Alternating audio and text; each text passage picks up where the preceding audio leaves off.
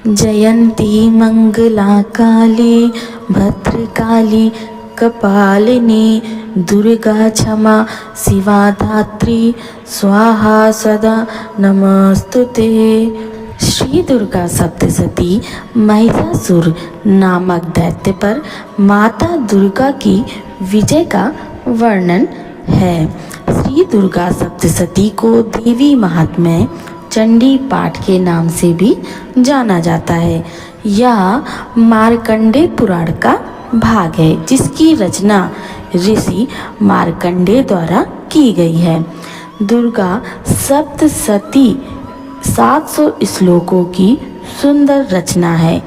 इन 700 श्लोकों में 13 अध्याय हैं तथा 13 अध्यायों को पुनः 3 भागों में बांटा गया है, जिन्हें प्रथम, मध्यम और उत्तर चरित के रूप में जाना जाता है। नवरात्रि में मनोकामना पूर्ति, संकटों के नाश, माँ दुर्गा की प्रसन्नता के लिए दुर्गा सप्तशती का पाठ अवश्य करें। मेधा ऋषि का राजा सुरथ और समाधि को भगवती की महिमा बताते हुए मधु कैटभ वध का प्रसंग सुनाना।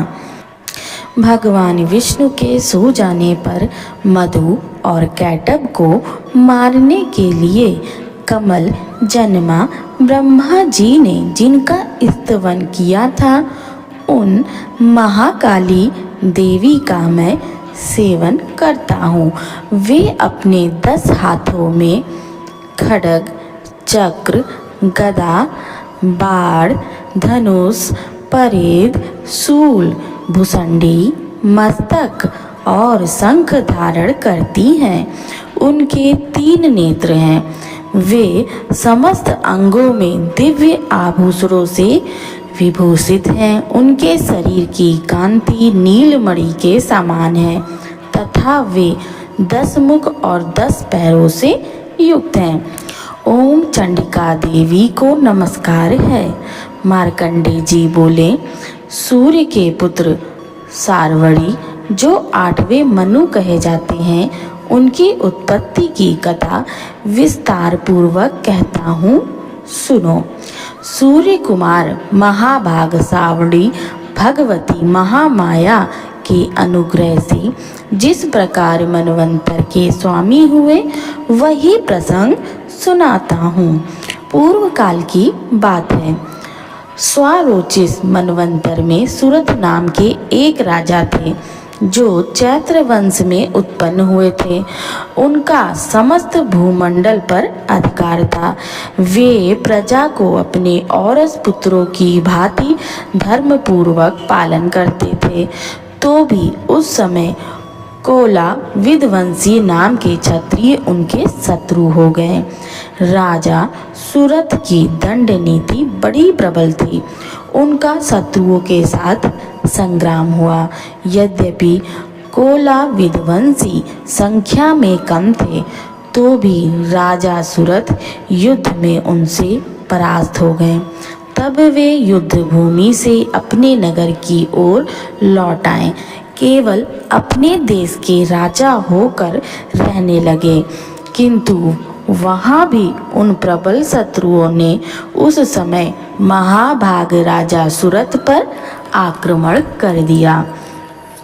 राजा का बल क्षीण हो चला था, इसलिए उनके दुष्ट, बलवान एवं दुरात्मा मंत्रियों ने वहां उनकी राजधानी में भी राजकीय सेना और खजाने को हथिया लिया। सुरथ का प्रभुत्व नष्ट हो चुका था, इसलिए वे शिकार खेलने के बहाने घोड़े पर सवार हो वहां से अकेले ही एक घने जंगल में चले गए। वहां उन्होंने विप्रवर मेधा मुनि का आश्रम देखा, जहां कितने ही हिंसक जीव अपनी स्वाभाविक हिंसा वृत्ति छोड़कर परम शांत भाव से रहते थे। मुनि के बहुत से शिष्य उस वन की शोभा बढ़ा रहे थे। वहां जाने पर मुनि ने उनका सत्कार किया और वे उन मुनि श्रेष्ठ के आश्रम पर इधर उधर विचरते हुए कुछ काल तक रहे। फिर ममता से आकृष्ट चित्त होकर वहाँ इस प्रकार चिंता करने लगे, पूर्व काल में मेरे पूर्वजों ने जिसका पालन किया था वही नगर आज मुझसे रहित है। पता नहीं मेरे दुराचारी भृत्यगण उसकी धर्म पूर्वक रक्षा करते हैं या नहीं। जो सदा मद की वर्षा करने वाला और सूर्यवीर था, वह मेरा प्रधान हाथी अब शत्रुओं के अधीन होकर ना जाने किन भोगों को भोगता होगा। जो लोग मेरी कृपा, धन और भोजन पाने से सदा मेरे पीछे पीछे चलते थे, वे निश्चय ही अब दूसरे राजाओं का अनुसरण करते होंगे। उन अपवयी लोगों के द्वारा सदा खर्च होते रहने के कारण अत्यंत कष्ट से जमा किया हुआ मेरा वह खजाना खाली हो जाएगा। और कई बातें राजा सूरत निरंतर सोचते रहते थे। एक दिन उन्होंने वहाँ विप्रवर मेधा के आश्रम के निकट एक वैश्य को देखा और उससे पूछा, भाई तुम कौन हो? यहाँ तुम्हारे आने का क्या कारण है? तुम क्यों शोकग्रस्त हो और अनमने से दिखाई देते हो? राजा सूरत का यह प्रेम पूर्वक कहा हुआ वचन सुनकर वैश्य ने विनीत भाव से उन्हें प्रणाम करके कहा। वैश्य बोला, राजन, मैं इस समय धन, स्त्री और पुत्रों से वंचित हूँ। राजन, मैं धनियों के कुल में उत्पन्न एक वैश्य हूँ। मेरा नाम समाधि है। मेरे दुष्ट स्त्री पुत्रों ने धन के लोभ से मुझे घर से बाहर निकाल दिया। मैं इस समय धन, स्त्री और पुत्रों से वंचित हूँ। मेरे विश्वसनीय बंधुओं ने मेरा ही धन लेकर मुझे दूर कर दिया, इसलिए दुखी होकर मैं वन में चला आया। यहाँ रहकर मैं इस बात को नहीं जानता कि मेरे पुत्रों की, स्त्री की और स्वजनों की कुशल है या नहीं। इस समय घर में वे कुशल से रहते हैं अथवा कोई कष्ट है। वे मेरे पुत्र कैसे हैं? क्या वे सदाचारी हैं अथवा दुराचारी हो गए हैं? राजा ने पूछा, जिन लोभी स्त्री पुत्र आदि ने धन के कारण तुम्हें घर से निकाल दिया, उनके प्रति चित्त में इतना स्नेह का बंधन क्यों है? वैश्य बोला, आप मेरे विषय में जैसी बात कह रहे हैं वह सब ठीक है, किंतु क्या करूं, मेरा मन निष्ठुरता नहीं धारण करता।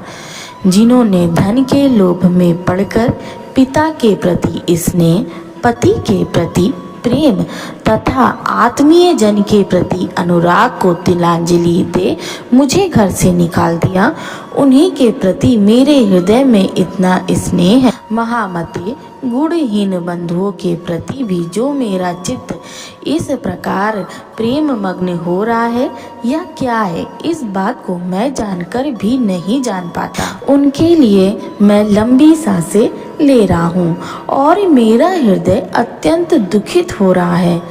उन लोगों में प्रेम का सर्वथा अभाव है, तो भी उनके प्रति जो मेरा मन निष्ठुर नहीं हो पाता, इसके लिए मैं क्या करूं?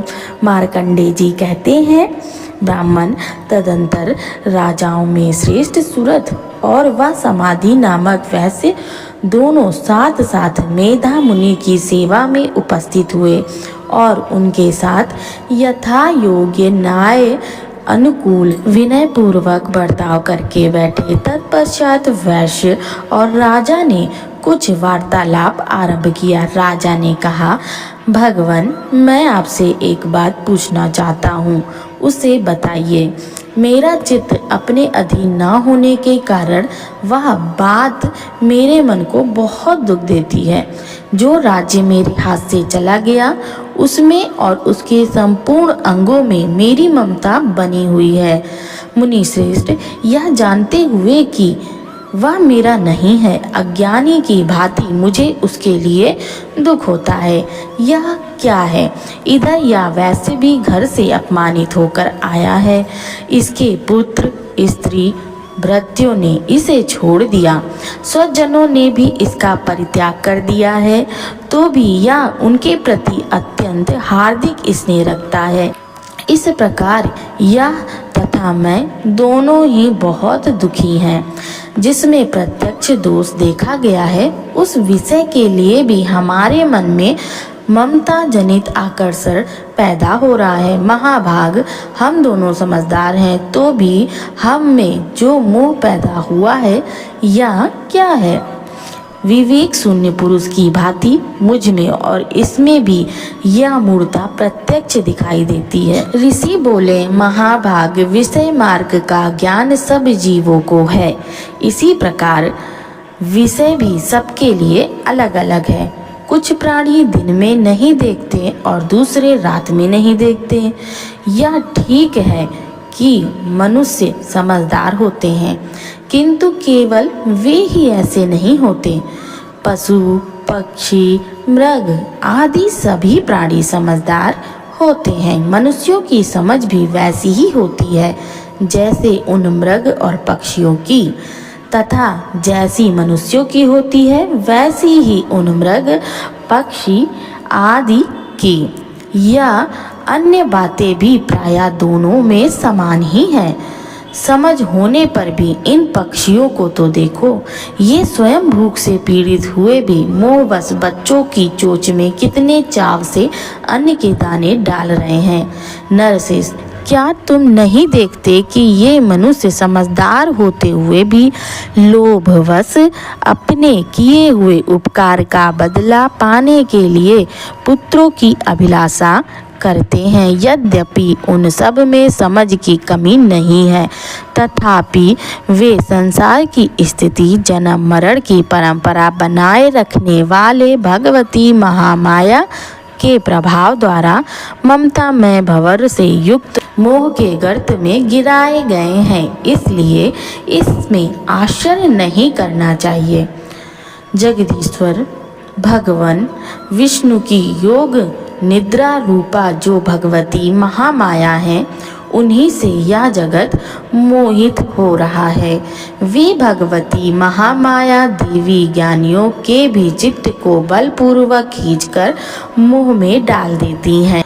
वे ही इस संपूर्ण चराचर जगत की सृष्टि करती हैं, तथा वे ही प्रसन्न होने पर मनुष्यों को मुक्ति के लिए वरदान देती हैं। वे ही परा विद्या, संसार बंधन और मोक्ष की हेतुभूता सनातनी देवी तथा संपूर्ण ईश्वरों की भी अधीश्वरी हैं। राजा ने पूछा, भगवान, जिन्हें आप मोह माया कहते हैं, वे देवी कौन है? ब्राह्मण, उनका आविर्भाव कैसे हुआ तथा उनके चरित्र कौन कौन है? ब्रह्मवेताओं में श्रेष्ठ महर्षि, उन देवी का जैसा प्रभाव हो, जैसा स्वरूप हो और जिस प्रकार का प्रादुर्भाव हो, वह सब मैं आपके मुख से सुनना चाहता हूँ। ऋषि बोले, राजन, वास्तव में तो देवी नित्य स्वरूपा ही है। संपूर्ण जगत उन्हीं का रूप है तथा उन्होंने समस्त विश्व को व्याप्त कर रखा है। तथापि उनका प्राकट्य अनेक प्रकार से होता है, वह मुझसे सुनो। यद्यपि वे नित्य और अजन्मा है, तथापि जब देवताओं का कार्य सिद्ध करने के लिए प्रकट होती हैं, उस समय लोक में उत्पन्न हुई कहलाती हैं।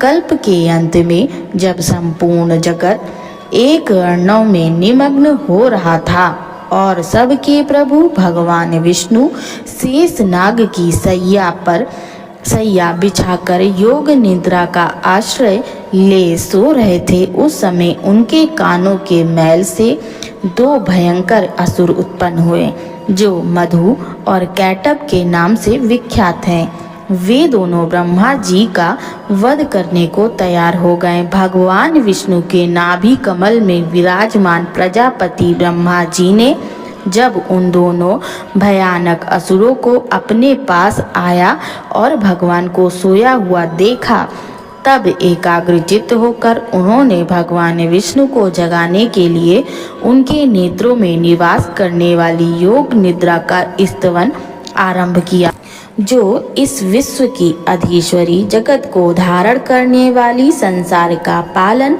और संहार करने वाली तथा तेज स्वरूपा भगवान विष्णु की अनुपम शक्ति हैं। उन्हीं भगवती निद्रा देवी की भगवान ब्रह्मा ने स्तुति की।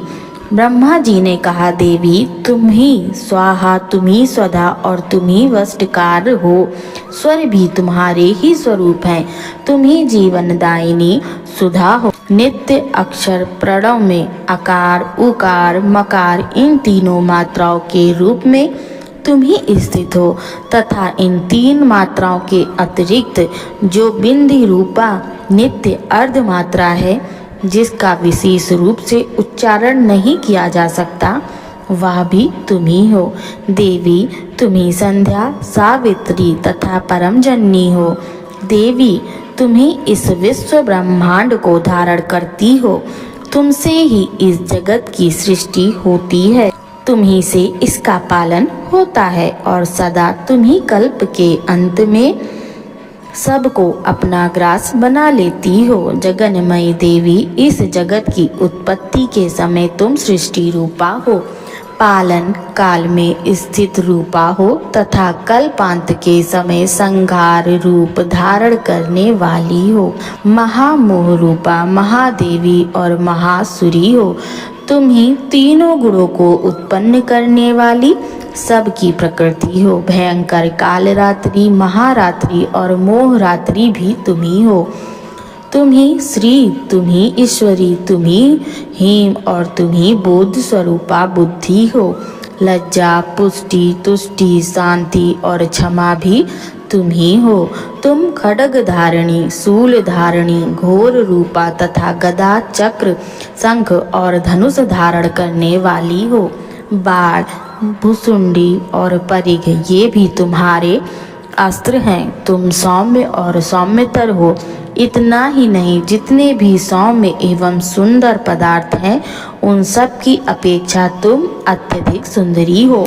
पर और अपर सबसे परे रहने वाली परमेश्वरी तुम ही हो। सर्वस्व रूपे देवी, कहीं भी सत असत रूप जो कुछ वस्तुएं हैं और उन सब की जो शक्ति है, वह तुम ही हो। ऐसी अवस्था में तुम्हारी स्तुति क्या हो सकती है? जो इस जगत की सृष्टि, पालन और संहार करते हैं, उन भगवान को भी जब तुमने निद्रा के अधीन कर दिया है, तब तुम्हारी स्तुति करने में यहाँ कौन समर्थ हो सकता है? मुझको, भगवान शंकर को तथा भगवान विष्णु को भी तुमने ही शरीर धारण कराया है, अतः तुम्हारी स्तुति करने की शक्ति किस में है देवी?